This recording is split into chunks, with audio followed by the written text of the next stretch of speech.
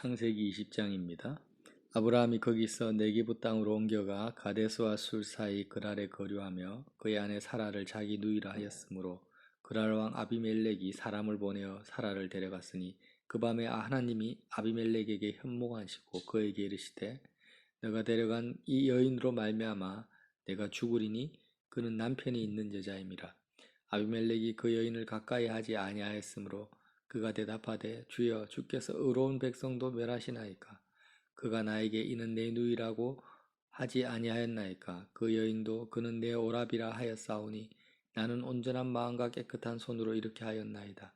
하나님이 꿈에 또 그에게 이르시되 내가 온전한 마음으로 이렇게 한 줄을 나도 알았으므로 너를 막아 내가 범죄하지 아니하게 하였나니 여인에게 가까이 하지 못하게 함이 이 때문이니라. 이제 그 사람의 아내를 돌려보내라. 그는 선지자라. 그가 너를 위하여 기도하리니 내가 살려니와 내가 돌려보내지 아니하면 너와 내게 속한 자가 다 반드시 죽을 줄 알지니라. 아비멜렉이 그날 아침에 일찍 일어나 모든 종들을 불러 그 모든 일을 말하여 들려주니 그들이 심히 두려워하였더라. 아비멜렉이 아브라함을 불러서 그에게 이르되 내가 어찌하여 우리에게 이렇게 하느냐? 내가 무슨 죄를 내게 범하였기에 내가 나와 내 나라가 큰 죄에 빠질 뻔하게 하였느냐?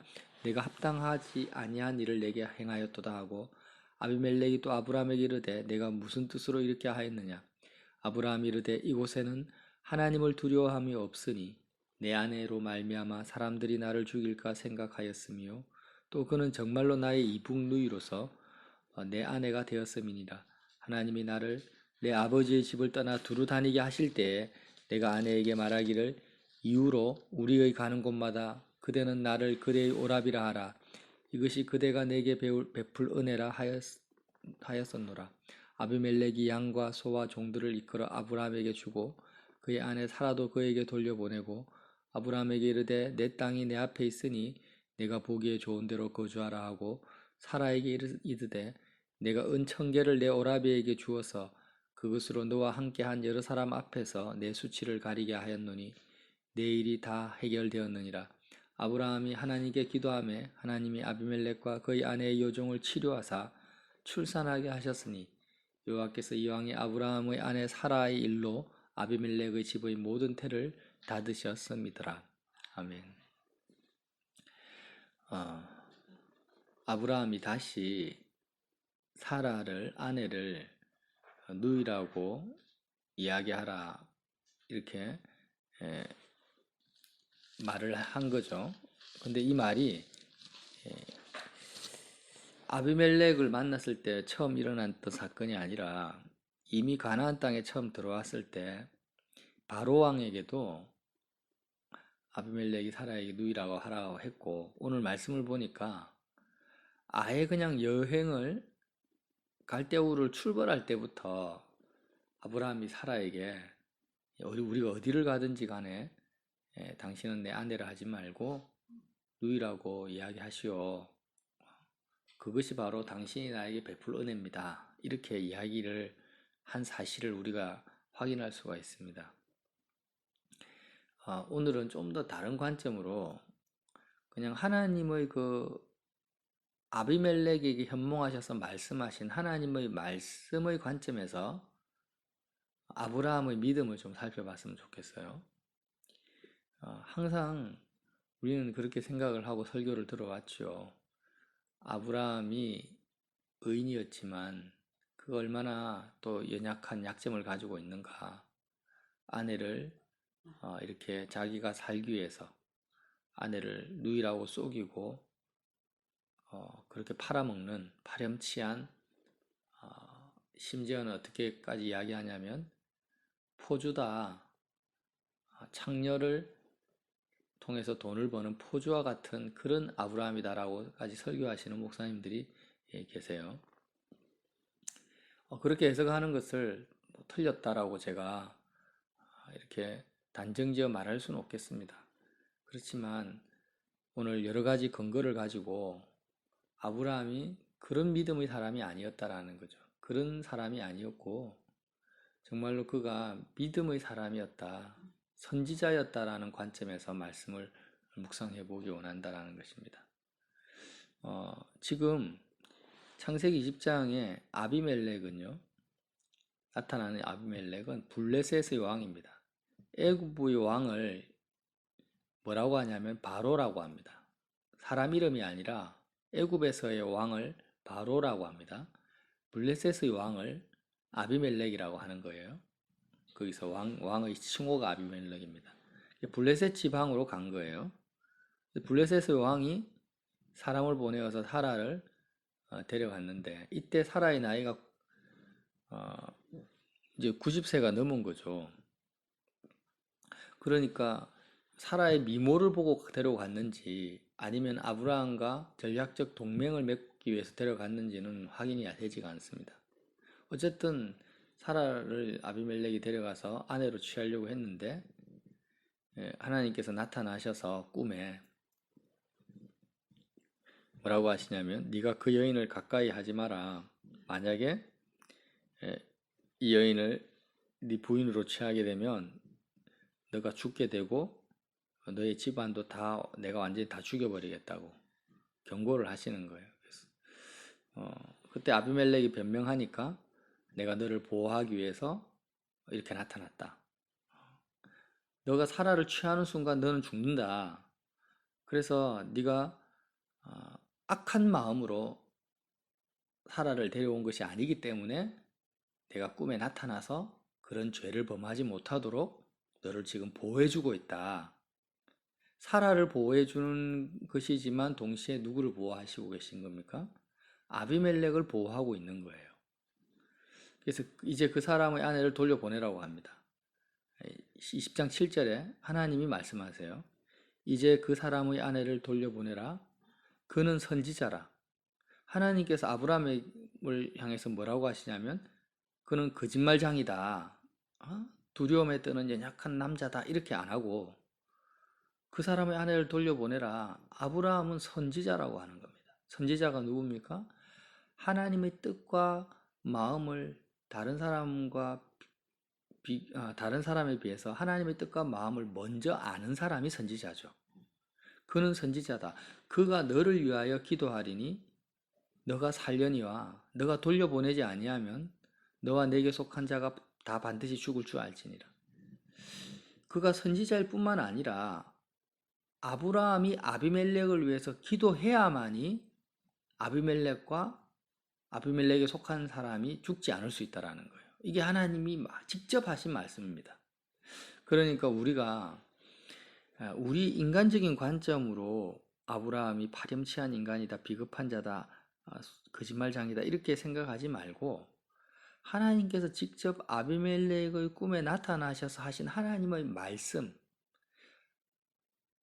아브라함을 향한 하나님의 평가를 기준으로 우리가 아브라함을 보자라는 것입니다.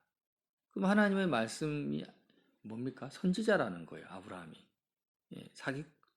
거짓말장애가 아니라. 그리고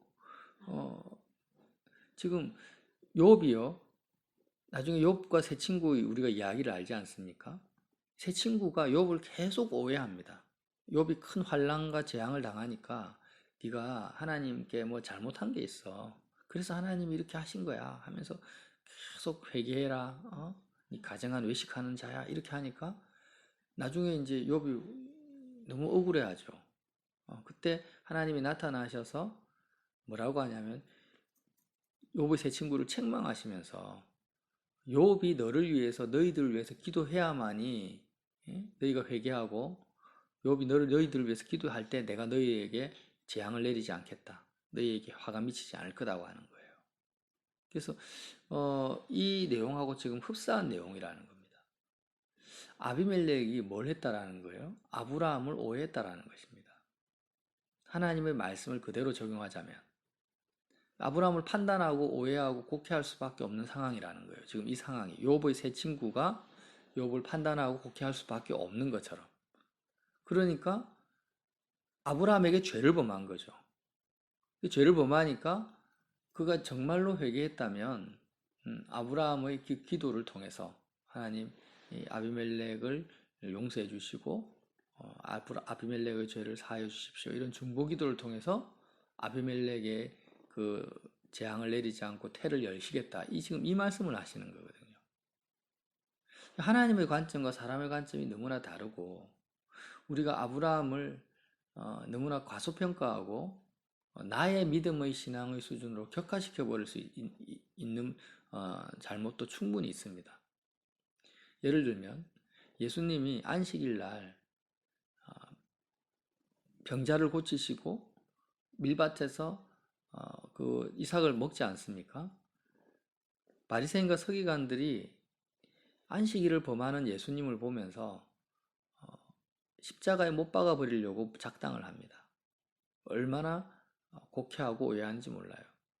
예수님의 그 행위는 율법의 관점에서 보면은 정확하게 안식일을 어긴 거거든요. 그러나 복음의 관점, 믿음의 관점에서 보면 안식일을 절대 어긴 것이 아니죠. 제자들도 마찬가지고. 우리가 이렇게 바리새인과 서기관처럼 일반적인 사람의 도덕과 윤리의 기준으로 아브라함의 행위를 잘못 곡해할 수 있다라는 거죠. 바로나 아비멜렉과 같이. 바로와 아비멜렉 하나 같은 의견은 뭡니까? 너가 나에게 거짓말했다. 너가 나를 속였다. 나는 잘못이 없고 너가 잘못이 있다. 이렇게 아브라함을 판단하고 비방하고 곡해하는 그런 죄를 우리도 얼마든지 범할 수 있다는 거예요. 그래서 하나님의 관점에서 보면 하나님은 아브라함을 선지자라고 인정을 하시고 오히려 아브라함의 기도를 통해서 아비멜렉의 그 화를 막고 축복하시는 것을 일단 이것을 1차적인 근거로 본다라는 것입니다. 아브라함을 오해하는 1차적인 근거, 하나님의 직접적인 말씀. 두 번째는요, 아브라함이 롯이 위기에 처했을 때 어떻게 했습니까? 자신의 생명을 걸고 자기뿐만이 아니라 318명 자기의 집에서 양육했던 그 종들을 다 이끌고 생명을 걸고 전쟁에 참여하는 겁니다. 아브라함 입장에서는 롯과 사라를 비교했을 때 사라가 훨씬 더 중요하죠. 롯은 떠나보낼 수 있지만 사라는 떠나보낼 수가 없어요.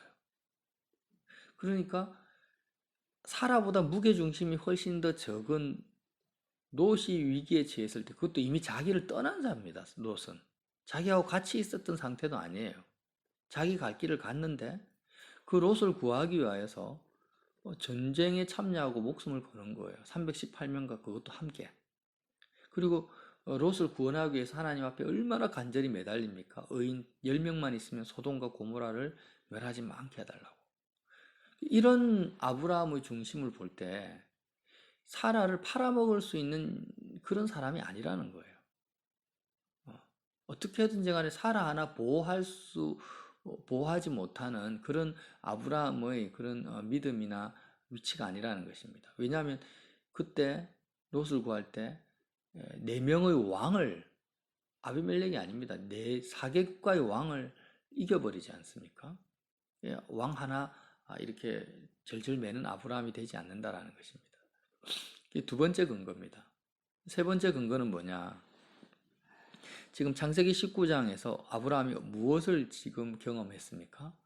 하나님의 능력을 경험한 거예요. 하나님이 진노하시는데 소돔과 고모라 성이 하루 저녁에 완전히 불과 유황으로 아예 지구상에서 흔적도 없이 사라지는 것을 본 것입니다. 창세기 20장에 아비멜렉 왕의 이 사건은요, 소돔과 고모라의 그 하나님의 심판, 무서운 심판을 직접 눈으로 보고 경험한 그 직후에 일어났던 일이거든요. 그 사건을 보고 그랄 땅으로 가서 이런 사건이 생긴 거예요. 그러면 상식적으로 생각해서 하나님께서 얼마나 한 나라를 하루아침에도 이렇게 도말시켜 버릴 수 있는 그 무서운 심판을 보고 난 뒤에 아브라함이 이렇게 자기 아내를 팔아 넘기겠냐라는 거예요. 자, 롯이 소돔과 고모라를 탈출할 때 롯의 아내가요, 뒤를 돌아본 것으로 말미암아서 소금 기둥이 되지 않습니까? 뒤도 돌아보지 말고 빠져나와야 되는데 뒤를 돌아본 것 때문에 소금 기둥이 돼요. 그러면 아브라함이 자신의 아내를 진짜 창기의 포주처럼 자기가 죽을 것이 두려워서 아비멜렉의 품에 넘기는데 어떻게 하나님이 아브라함을 놔두시겠어요? 그러니까 하나님께서는 바로 왕의 사건도 그렇고 아비멜렉의 사건도 그렇고 한 번도 아브라함을 책망한 적이 없습니다. 너가 왜 그러냐? 다시는 그렇게 하면 안 돼. 이렇게 네가 열국의 아비가 될 건데 어떻게 비겁하게 아내를 그렇게 할 수가 있어? 그러면 안 돼. 이런 말을 한 적이 한 번도 없는 거예요. 전적으로 아브라함의 편에 서 계신 거예요. 지금 하나님께서 아브라함을 택한 이유는 네가 여호와의 도를 지켜 공의와 정의를 행하게 하려고 너를 택했는데 공의와 정의를 행하지 아니하는 아브라함에게 나타나셔서 네가 왜 그러냐라고 책망을 하지 않는다라는 것은 아브라함이 지금 공의와 정의를 행하고 있다라는 거거든요. 하나님은 우리의 죄를 사하시기 위해서 그냥 일방적으로 사시지 않고 공의와 정의를 행하시려고 예수님의 생명의 대가를 독생자의 목숨까지도 그 대가로 지불하시는 분이 우리 하나님이시라는 거예요. 아브라함이라고 특별히 편애해주고 너는 죄를 지어도 내가 너를 책망하지 않고 무조건 너 편이 될게. 이런 하나님이 절대 아니십니다. 성경에 나타난 하나님은 그런 하나님이 아니에요. 그런 하나님께서 아브라함을 책망하지 아니하시는 거예요. 이게 세 번째 근거고, 그 다음에 이런 아비멜렉의 사건이 있고 난 다음에요. 아브라함이 아비멜렉을 위해서 기도했을 때 아비멜렉의 집에 태가 열리잖아요. 그리고 창세기 21장에 가면 21장 1절에 바로 이런 말씀이 나와요. 여호와께서 말씀하신 대로 사라를 돌보셨고 여호와께서 말씀하신 대로 사라에게 행하셨으므로 사라가 임신하고. 그러니까 사라를 돌보신 것은 여호와의 말씀이 이루어진 사건이라는 거예요. 아브라함이 어떤 자기의 남편으로서의 그 보호 본능과 남편으로서의 의무와 책임으로 사라를 돌본 게 아니라 하나님께서 아브라함과 사라를 통해서 이삭을 주시겠다고 약속하신 그 말씀이 이루어진 사건이 20장에 나타난 아비멜렉의 사건이라는 거예요. 그리고 여호와께서 말씀하신 대로 사라에게 행하셨는데 사라가 이삭을 가진 것입니다. 아브라함이 하나님께서 사라의 태를 여시기 전에 누구의 태를 여셨어요? 아비멜렉의 태를 여시고 아브라함의 그 기도를 통해서 아비멜렉의 태를 여시고 그 다음에 말씀하신 대로 사라의 태를 여신 것입니다. 이게 하나님의 공이고 의라는 것이죠. 자, 이 내용을 좀 더 깊이 이제 이해를 하게 되면 이제 이렇게 되는 거죠. 하나님의 관점, 이 말씀을 기준으로 우리가 이 내용을 이해하면은요, 아비멜렉이 갈대아 우르를 떠날 때부터 이미 그는 선지자잖아요. 안 거예요. 하나님께서 아브라함에게 너가 말씀을 쫓아와라. 그러면 내가 너로 큰 민족을 이루겠다. 너가 복의 근원이 되게 하겠다. 이런 말씀을 줄 때부터 아브라함은 이미 안 것입니다. 나와 사라를 하나님께서 지키시고 보호해 주시는구나. 특별히 나와 사라를 통해서 열국의 아비와 어미로 세우시는 것이 하나님의 경륜이고 뜻이구나.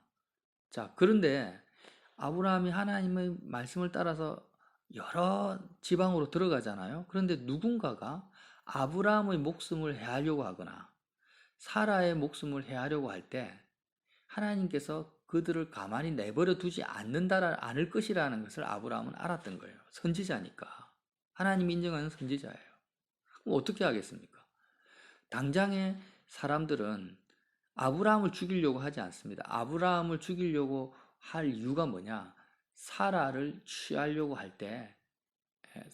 하는 거예요. 그러면 사라를 취하려고 할 때, 예를 들면 아비멜렉이 사라를 취하려고 할 때, 아브라함이 아내를 보호하려고 아비멜렉을 대항하려고 합니다. 대항하겠죠. 정상적인 사고를 가진 남편이라면. 안 돼요. 이건 내 아내니까 안 됩니다. 이렇게 했을 때 아비멜렉과 아브라함이 부딪히게 되잖아요. 이런 아비멜렉과 아브라함이 부딪히는 충돌이 일어나게 되면 아브라함은 자기를 티끌과 재와 같은 존재라고 생각하지만 언약을 믿는 아브라함 입장에서는 어떤 믿음이 있느냐? 자기를 해하려고 하는 사람들은 하나님께서 내버려 두지 아니하고 어, 소돔과 고모라를 멸할 정도로 그렇게 하나님의 진노와 심판 가운데 들어갈 것을 미리 알았다라고 우리가 추측할 수 있는 거예요. 아브라함이 선지자니까. 그러면 이제 반대로 생각해 보자는 거죠. 내가 죽을 것이 두려워서 사라를 누이라고 말하라고 아브라함이 이야기는 했지만 그 실상은 뭐냐? 아브라함이 두려워한 것은 자신의 죽음이 아니라 자신의 죽음을 위협하는 바로와 아비멜렉, 자기를 통해서 그 자기가 들어간 땅이 복이 되는 것이 아니라 하나님의 심판과 저주, 자기와 충돌함으로 말미암아 하나님의 심판과 저주가 그 땅에 임할 것이 두려웠던 거죠. 두려웠다고 우리가 생각할 수 있다라는 거예요. 그가 정말 선지자라면. 자, 그러면 이제 아브라함이 왜 사라를 자신의 아내라고 이야기하게 했느냐? 이렇게 이제 의문이 들잖아요. 그럼 어떻게 우리가 이해할 수 있습니까? 자신을 통해서 하나님의 심판과 진노가 그 가는 곳마다 땅에 내려 임하지 않으려면 아브라함은 믿음으로 행할 수밖에 없는 거예요. 예. 사라를 하나님 손에 맡기는 것입니다. 자기가 사라를 보호하려고 나서서 자기 인간적인 지혜와 자기가 가지고 있는 힘으로 자기 아내를 지키려고 충돌하는 것이 아니라 하나님께서 사라를 지켜주실 것을 믿고 또 자기 생명을 지켜줄 걸 믿고 사라를 완전히 하나님의 그 손에 내어 놓아 버리는 거예요. 자신의 목숨과 사라의 목숨을 하나님의 손에 내어 놓아 버린다라는 거예요. 그렇게 했을 때 하나님의 방법대로 하나님께서 자신과 사라를 지켜주실 것을 그 믿는 믿음을 언제부터 가졌냐? 갈대아우르를 떠날 때부터 아브라함이 가졌다라는 사실을 우리가 또 한번 짐작해 볼 수 있다는 것입니다. 자, 이 말씀 자체가 이렇게 이해하지 않으면요, 지금 하나님의 이 말씀을 우리가 또 이해가 안 되는 거예요. 아브라함이 정말 선지자라는 입장을 하나님이 말씀하셨는데, 제가 이 표현력이 좀 짧지만 내 수준에서 내 생각에서 아브라함을 함부로 판단하지 말고 믿음의 조상 아브라함의 입장에서 보자는 것입니다. 그래서 지금 어쨌든지 간에 아브라함이 이렇게 사라를 자신의 아내가 아니라 실제로 이복 누이거든요. 거짓말한 건 아니에요. 아브라함이 거짓말한 건 아니에요. 실제 누이니까 누이라고 하라 한 거예요. 아내인 동시에 누이인데 누이라고 하라 해서 누이라 했는데 진짜 누이니까 누이라고 했는데 그 누이라고 한 그 말 때문에 아비멜렉이 사라를 데려갔는가? 우리는 꼭 그렇게 생각하는데 아브라함이 거짓말을 했으니까. 근데 그게 아니라 지금 말씀해 보면은요. 11절에 이렇게 말합니다. 아비멜렉이 왜 네가 무슨 뜻으로 이렇게 했느냐? 이렇게 하니까 아브라함이 이르되 이곳에는 블레셋 땅이죠. 이곳에는 하나님을 두려워함이 없으니 내 아내로 말미암아 사람들이 나를 죽일까 생각하였으며. 그러니까 애굽 땅에서도 그렇고 블레셋 땅에도 그렇고 아브라함은 이미 안 것입니다. 이 땅에는 하나님을 두려워하는 것이 없어요. 자기 신을 섬기고 우상 숭배자들이죠. 아브라함은 하나님을 두려워함으로 하나님을 섬기는 자입니다. 하나님을 경외하는 자예요. 그럼 세상의 모든 신은 가짜고 우상일 뿐이고 하나님이 유일한 참신이신 살아계신 하나님이신데 애굽 땅이든 블레셋 땅이든 하나님을 두려워하는 곳이 아닌 거예요. 선지자 아브라함의 입장에서 봤을 때. 그런데 아브라함을 죽이려고 해야 할 때 그 땅에는 뭐가 임하겠습니까? 하나님의 심판과 저주가 임할 수밖에 없는 것입니다. 그러니까 그 사람들이 아브라함을 죽이고 사라를 빼앗아 가게 되면 하나님은 그렇게 하지 못하도록 하나님의 심판이 즉각적으로 바로 임해버리니까 누이라고 해라. 그래서 하나님이 직접 차라리 내가 이제 이런 표현이 맞는지는 모르겠지만 차라리 내가 비겁자가 되고 죄인이 되는 것이 낫지, 이 애굽과 블레셋 땅에 소돔과 고모라와 같은 심판이 바로 임하는 것보다는 차라리 내가 죄와 티끌과 같은 존재가 되는 것이 낫고 비겁자가 되는 것이 낫다. 그리고 나와 당신의 목숨을 하나님의 손에 맡기고 하나님께서 직접 바로 왕에게도 또 아비멜렉 왕에게도 나타나셔서 그들이 회개하고 그들의 잘못을 직접적으로 돌이킬 수 있는 기회를 그들에게 주는 것이 낫다라는 것입니다. 그게 아브라함의 중심이었다라는 거죠. 그런 중심, 정말 열국의 아비와 같은 중심이죠. 일반인들이 도저히 품을 수 없는 마음이에요. 정말 하나님이 나의 든든한 백이고 소돔과 고모라를 멸망시킬 수 있는 그런 하나님이면 우리 같으면 어떻게 하겠어요? 야, 내 건드려봐라. 내 건드리면 어떻게 되는지 맛 좀 봐라. 하면서 그렇게 너무 당당하게 갈 것인데, 아브라함의 입장에서는 하나님을 두려워했고 하나님의 심판을 알았기 때문에 자기가 가는 그 땅의 그 왕들과 백성들을 긍휼히 여기고 하나님의 마음으로 자비롭게 생각했다라는 것입니다. 그 중심이 어디에 나타납니까? 소돔과 고모라 성을 하나님 멸망시키지 마시고 거기에 의인 10명만 있으면 제발 그들의 영혼을 좀 살려주십시오. 그들을 지켜주십시오. 그들에게 자비를 베풀어 달라고 기도하는 아브라함의 그 모습에서 우리가 알 수 있다라는 거예요. 결국에는 블레셋 땅과 그 아비멜렉 왕을 보호하기 위해서 한 행동이 뭐냐? 아내를 누이라고 이야기하게 했다라는 것입니다. 그런 아브라함의 중심을 보실 때 하나님이 야, 너는 정말 선지자야. 그리고 내가 이들에게 긍휼을 베풀 수 있는 기회를 너 자신을 낮추고 너 자신을 죄와 티끌과 같이 사람들이 보기에 이 비겁한 아브라함, 아내를 팔아먹은 그런 아브라함이다라고 네가 그런 오해를 받고 곡해를 받고 그런 어떻게 보면 이제 신약적으로 하면 내 이름을 위하여 사람들이 곡해하고 오해하고 너희를 멸시할 때 기뻐하고 즐거워하라. 하늘에서 너희 상이 큼이라. 이런 말씀을 이루는 나의 참 선지자야. 이런 하나님의 마음이 있었다라는 거예요.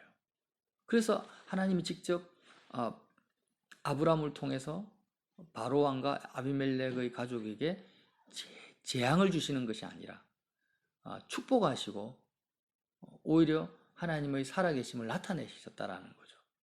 그리고 이 사건 직후에 어떻게 됩니까? 아브라함의 사라의 태를 또 여시는 것입니다. 자, 이렇게 이해하지 않으면 아브라함을 진정 일반인들이 근접할 수 없는 정말 소돔과 고모라를 향해서 중보하고 가는 곳마다 블레셋을 향해서 애굽을 향해서 그들의 거기 있는 영혼들에게 하나님의 심판이 미치지 아니하고 오히려 복이 미쳐질 수 있는 그 길을 선택한 자기 자신을 낮춤으로 말미암아 그런 아브라함으로 이해하지 않으면 본문의 흐름이 특히 하나님의 말씀이 이해가 되지 않는다라는 것입니다. 그래서 이런 새로운 관점으로 우리가 아브라함의 믿음, 정말로 범접할 수 없는 믿음이구나. 정말 열국의 아버지구나. 아버지 입장이라 정말 아버지 입장인 거예요. 블레셋 땅의 소유도 아니죠. 또 아비멜렉은 왕도 아닙니다. 그런데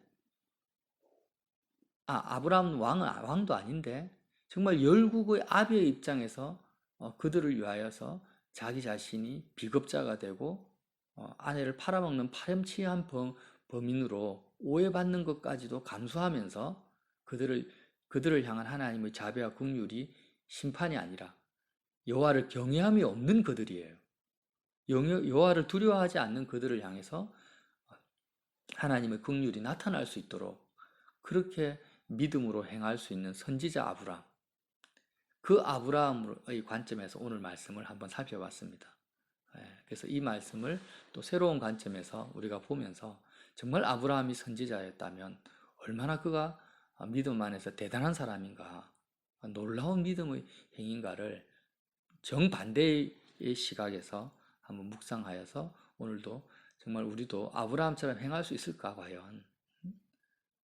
그들에게 우리가 가는 그 땅, 여호와를 경외함이 없는 그들이 하나님의 심판을 받지 아니하고 내가 나를 지키시고 보호하시는 하나님, 나의 가족을 그 하나님을 아브라함 정도로 내가 믿을 수 있는가? 우리는 자기 보호 본능을 발휘하는 거죠. 조금만 누가 찌르고 누가 말하면은 내가 가지고 있는 것으로 대항하고 변론하고 나를 의롭게 하려고 나 자신을 막 드러내고 이렇게 하는 우리의 죄인의 속성을 가지고 있지 상대방을 오히려 상대방에게 하나님의 심판이 미치지 않게 하기 위하여서 그 정도로 하나님을 경외함으로 상대방을 보호하기 위하여서 나를 낮추고 내가 오히려 죄인이 되는 그 길, 내가 낮아지는 그 길을 내가 택할 수 있는가? 정말 우리는 그렇게 할 수가 없습니다. 예. 아브라함이 그 본을 보였다라는 거예요.